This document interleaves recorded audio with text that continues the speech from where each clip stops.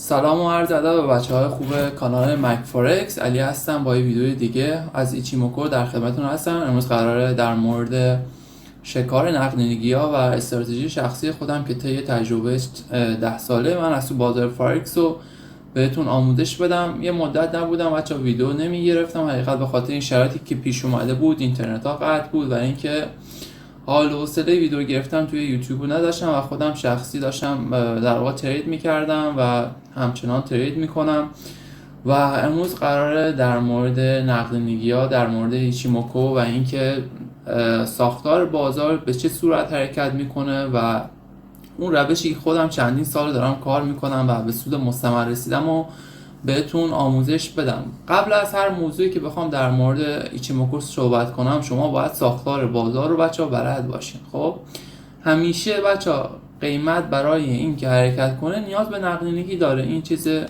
واضحه توی بازار که جدیداً که اومدن با حالا سبک‌های مثل اسمارت مانی، آی سی تی اومدن این نقدینگی ها رو در واقع به صورت حالا شکار نقدینگی، جمع کردن نقدینگی، حالا اف پی جی هایی که پیدا میکنن، اورد بلاک هایی که پیدا میکنن تشخیص میدن، که در صورتی که ما سالهای خیلی قبل ما این رو با ایچیموکو کار میکردیم و پیدا میکردیم و این روش رو ترید میکردیم.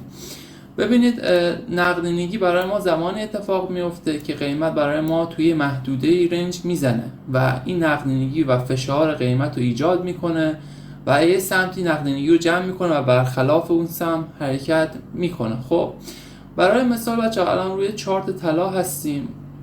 ببینید ما یه هایی داریم، اینجا یه لو داریم. خب قیمت اومده کف این لو رو برای من زده، خب با این شادو، با این دوتا شادو، و به سمت بالا حرکت کرده. خب این برای ما جمع کردن نقدینگی بوده تو این در واقع این جایی که اتفاق افتاده. خب و نکته مهمی که توی نقدینگی هست، اگر دوستان تجربهشون توی این بازار کمه، باید سعی کنید نقدینگی رو در جهت بازار شکار کنید. اگر تجربه در واقع کمی توی فارکس دارید، سعی کنید در واقع نقدینگی رو در جهت بازار شکار کنید. یعنی چی؟ برای مثال بچه ما اگر بخوایم اینجا وارد معامله بای بشیم، من میام در واقع گذشته این در واقع چارت رو نگاه میکنم، میبینم پشتش یه روند صعودی بوده. اوکی؟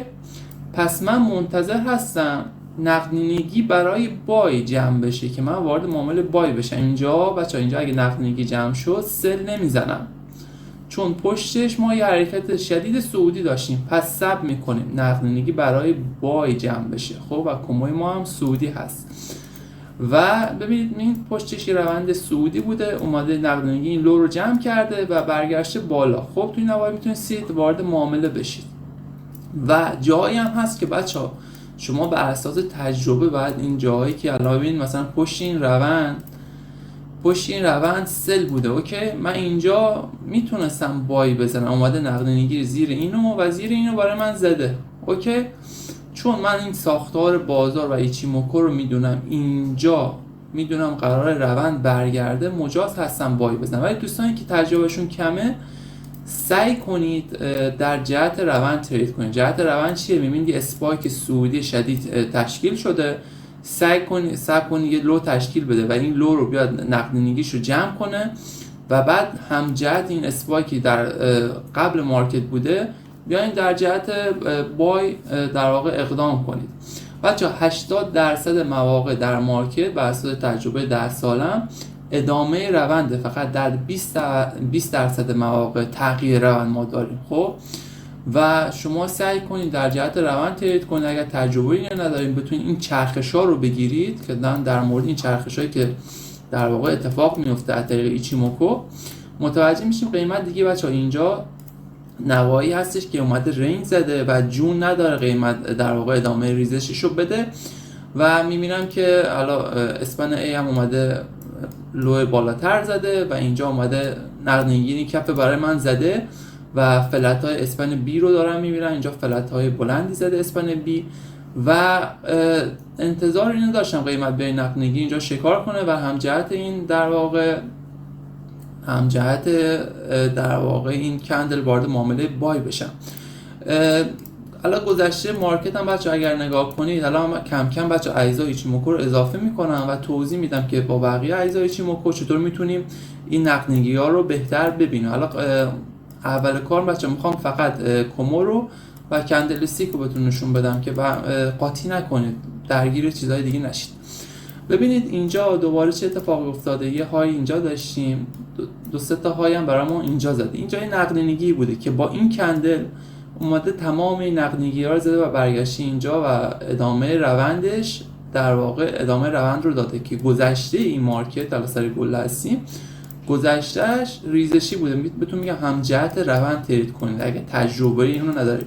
من اینجا هیچ موقع نمیام بای بزنم، خب چون میدونم هنوز ساختار ریزشی حفظ شده و زمانی که با یک کندل فیک میاد نقدینگی رو جمع میکنه منتظر حرکت در واقع منتظر پوزیشن فروش هستم. خب اینجا همچین اتفاقی افتاده که این رنج رو شما میتونید اینجا ببینید، از اینجا تا اینجا بچه‌ها رنج زده و رنج رو با فلت های اسپن بی میتونید قشنگ ببینید. زمانی که اسپن بی تون فلت میشه محدوده رنج مارکت هستش که با یک کندل میاد نقدینگی رو جمع میکنه و برخلاف این در واقع برخلاف جهت حرکت میکنه. خب من میارم بازم چند تا مثال نشونتون میدم. دوباره اینجا یه نقدینگی بوده میاد جمع میکنه و برمیگرده داخل، میتونید وارد معامله سل بشید. دوباره اینجا یه نقدینگی بوده این های رو میزنه. روند گذشته بچه‌ها چی بوده؟ ریزشی بوده. خب وقتی روند گذشته ریزشی من دیگه وارد معامله در واقع بای نمیشم، اوکی، مگر اینکه اتفاقاتی بیفته. خب مثلا تو این نهایی میبینم که اومده نقدینگی اینجا رو زده و اینجا احتمالاً یه واگرایی داشتیم که بعدا اجزای ایچیموکو رو میارم بهتون نشون میدم. جای دیگه هم بوده مارکت بچه‌ها، من اگه بهتون نشون بدم علامت زدم. ببینید دوباره اینجا بوده اومده نقدینگی اینجا رو چند بار سخت برای من جا گذاشته، اینجا اومده زده، اینجا اومده زیر اسپن بی بسته شده. توی نوایی برای فروش خوب بوده. حالا خب از اجزای ایچیموکو بچه‌ها چطور استفاده کنیم برای اینکه نقدینگی رو بهتر ببینیم؟ من اول در واقع تنکانسلم رو روشن میکنم که بهتون نشون بدم. بچه اولین چیزی که اتفاق میفته میخوایم وارد معامله در واقع اینجا بای بشین، شما باید صبر کنید قیمت بیاد بالای در واقع تنکانسل من بسته بشه، بعد وارد معامله لانگ بشین. اوکی، روند پشتیش هم چی بوده بچه‌ها؟ صعودی بوده، وارد معامله لانگ میشین. دوباره اینجا صبر کنید قیمت بیاد بالای تنکانسل بسته شه، بعد وارد معامله لانگ بشین. خب این رو میتونید استفاده کنید که تاییدیه بگیرید برای معامله در واقع فروش. اینجا صبر کنید قیمت همین کندل بچه‌ها، همین کندل اومده در واقع این نقدینگی بالا شکار کرده و برگشته پایین زیر تنکانسل بسته شده. همینجا صبر کنید بعد از بسته شدن این کندل وارد معامله فروش بشین. استاپتون هم میتونید بالای در واقع این های بذارید. از تنکانسل میتونید در واقع اینجوری استفاده کنید. من اگر در واقع تنکانسل رو ببندم و حالا برم کیجانسن رو روشن کنم، در مورد کیجانسن هم با هم صحبت کنیم. ببینید زمانی که میاد برای من نقدینگی میزنه، خب مثلا در این مثال کیجنسن من نباید همراهیش کنه، بعد کیجنسن من اینجا فلت بده، خب برگرده و توی نوایی خوبی برای در واقع خرید هستش. شما باید صبر کنید که تنکانسن کیجنسنتون همراهی نکنه قیمت و اینکه کندلی که میاد این لیکویدی رو جمع میکنه کیجنسن جا بمونه این نقدینگی و بالای اینجا برای من فلت بزنه. اینجا که اومد دو تا فلت پله‌ای زده و اینجا هم اگر نگاه کنید اینجا که اومده این نقدینگی رو جمع کرده و بالاش برای من اینجا فلت زده و احتمال تاچ این فلت ها بچه زیاد هستش. خب جایی که میاد نقدینگی جمع میکنه باید کیجنسن من جا بمونه از قیمت و نکته از زمانهایی که نقدینگی جمع میکنه بچه بهترین حالتش اینه که قیمت در واقع خارج از کمو باشه که اینجا مثلا خارج از کمو نبوده. بهترین حالتش اینه که زمانهایی که نقدینگی میخواد جمع کنه بچه قیمت خارج از کمو باشه. خب مثلا همینجا که اومده در واقع این صداهایی رو برای من زده و فلت های بلند کیجنسن رو اینجا من میبینم و فلت های اسپن بی و با یه حرکت نقدینگی این بالا جمع میشه و پشت این روند ریزشی بوده و جای خوبی بوده در واقع برای فروش. و تایم 15 دقیقه طلا هست بچه. تایمی که خودم کار میکنم تایم فریم 1 ساعته هستش، ولی خب برای آموزش حالا خیلی از دوستان تایم فریم های پایین دوست دارن.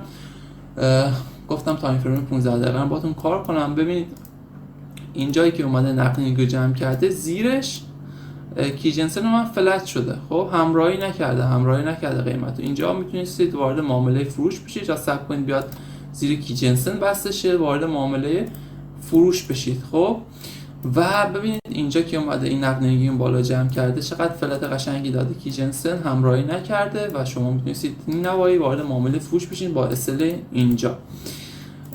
بچه همیشه اگر اینو در تریداتون در نظر بگیرید و هر جایی وارد معامله نشید و صبر کنید قیمت بیاد این نقدینگی رو جمع کنه و بعد وارد معامله فروش بشین و بخش اینجا وارد معامله خرید بشین، بچه وین ریتتون خیلی بهتر میشه. چون در واقع نقطه‌ای که بهتون میده، مثلا توی نوایی اگر ورود کنید با استاپ اینجا، میتونید ریواردهای خیلی خوبی بگیرید. مثلا تا اینجا تا ریوارد 4 رفته، شما ببینید آقا تا ریوارد 3 رو میتونید اینجا بگیرید. یه منطقه‌ای بهتون میده که چون قیمت بعد اینکه نقدینگی رو جمع کرد، هدفش اینه که برخلاف اون جهت حرکت کنه. شما صبر کنید. همیشه توی تریداتون بچه‌ها یه منطقه رنجی اتفاق بیفته. برای مثلا اینجا شماتیک براتون بکشم، صبر کنید یه منطقه رنجی داشته باشید. خب و اینکه حالا پشت این منطقه رنج اگر مثلا روند ریزشی داشتین خیلی بهتره. من اینجا روند صعودیه. خب اینجا روند صعودیه. صبر کنید بیاد مثلا این نوایی فرض کنید مثلا 2 تا کندل، یک کف اینجا مثلا داشتیم، مثلا یک کف اینجا داشتیم، یک کف اینجا داشتیم. صبر کنید بیاد قیمت در واقع زیر مثلا 3 تا این کف شادو بزنه، قیمت برگرده مثلا اینجا تنکانسن بگیرش. حالا میتونید تیپیتون رو بذارید مثلا سقف اینجا، اوکی، برای اینجا ورود کنید. ولی پشت این روند بعد خیلی مهمه.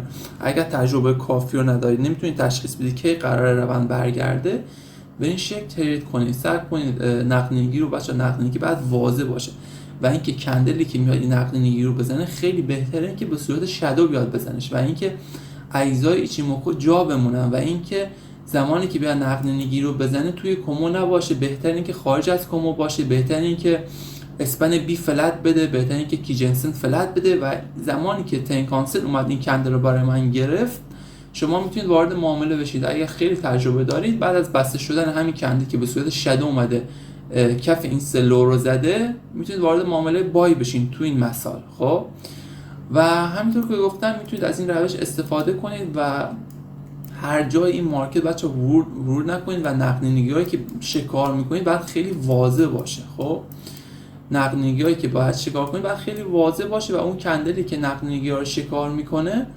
باید در واقع به صورتی باشه که راحت بتونید اون رو تشخیص بدید. مثلا اینجا ببینید چند بار قیمت اومده برخورد کرده، 1 بار، 2 بار و 3 بار، و این بار اومده اینجا رو جارو کرده و اومده این زیر در واقع اومده زیر اسپن بی اینجا بسته شده. خب اینجا بهترین حالت بوده که این توی نوایی وارد معامله سل بشین و همیشه صبر کنید بچه‌ها رنجتون تشکیل بشه. این نوایی رنج بوده. خب تایم فریم 15 دقیقه چند تا کندل اومده برای من رنج زده و با یه حرکت اومده نقدینگی اون بالا رو جمع کرده و اینجا میتونید وارد معامله سل بشید. و سعی کنید بچه پشت روند هم نگاه کنید. حالا در واقع پشت این روند این در واقع یه رنج خیلی بزرگ بوده. حالا بالاترش هم بخوای نگاه کنید بیشتر ریزشی بوده تا صعودی. خب اینجا هم همینطور اومده نقدینگی این بالا رو شکار کرده و ریزش کرده. حالا ببینید پشتش هم بچه ریزشی بوده که زمانی که میاد نقدینگی اینجا رو شکار میکنه معمولا بچه با شدت اینا شکار میکنه و اجزای میچیموکو توی نوایی جا میمونن و خارج از کومو هستش. و الان اینجا فلت های بزرگ اسپن بی رو میبینید. خب و اینکه کی جنسن همراهی نکرده و خیلی فاصله گرفته از قیمت و توی نوایی هم احتمالاً تنکانسن اومده برای من قیمت گرفته که به سمت کی جنسن حرکت کنه. کومو رو من روشن کنم و تنکانسن روشن کنم. توی این نوایی میتونید وارد معامله سل بشین که زیر در واقع تنکانسن اومده بسته شده. حالا میتونید تا فلت اسپن بی بگیرید، حالا تا پایین تر هم میتونید بگیرید چون روند پشتیش روند ریزشی بوده. از این استراتژی توی در واقع تحلیلاتون استفاده کنید. اگر با ایچیموکو کار میکنید که چه بهتر، اگر هم با ایچیموکو کار نمیکنید با همین کندل استیک خالی این روش جواب میده و میتونید توی تریداتون استفاده کنید. حتما بک تستش رو بگیرید، توی تمام نمادها جواب میده. همین دیگه. سوالی چیزی خاصی داشتین توی کامنت ها برام بذارید. سعی میکنم بچه‌ها لایو ترید هم کم کم شروع کنم. حالا امروز شنبه هستش که بازار بسته است، صبر میکنم تا دوشنبه لایو ترید هم مثل گذشته سعی میکنم براتون بگیرم و توی لایو ترید در مورد ایچیموکو و ساختار بازار بیشتر با هم صحبت میکنیم. تا ویدیو دیگه، بدرود.